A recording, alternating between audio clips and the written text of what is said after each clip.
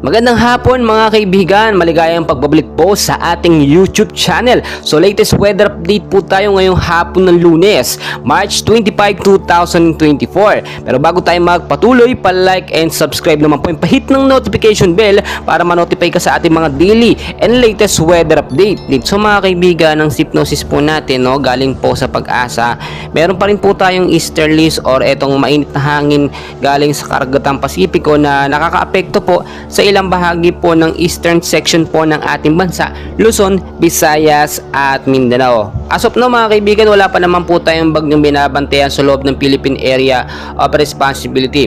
Wala rin pong namataan na mga low pressure area, pero sa labas po ng Parno ay may mga cloud cluster or mga kumpol ng kaulapan na patuloy pong minomonitor na posibleng maging LPA nga po. Yung binabantayan po natin na bagyo, tuluyan na pong humina yung nasa baba po ng Indonesia sa labas po ng par natin. Tinitignan po natin yan, minomonitor natin dahil yung extension yan posible po makaapekto sa atin dahil kalapit bansa lang natin yung apektado ng bagyo po na yan. But as of now, wala na po yung epekto at wala na pong bagyong posibleng makaapekto. At ito po, narito po ang forecast weather condition natin, yung mga lugar po na apektado po nitong easterlies. Narito po mga kaibigan, pakinggan po natin, makinig po kayo para malaman nyo po lagay ng panahon sa inyong mga lugar.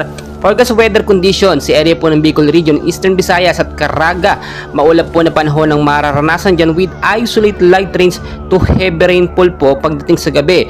Posibleng impact po niyan pagbabaha sa mababang lugar at landslide naman po sa mga landslide prone area kapag ka nagkaroon po ng malakas hanggang na pag-ulan pagdating sa gabi. Sa area po ng Metro Manila mga kaibigan, kasama na po ilang bahagi ng Luzon, Visayas at Mindanao.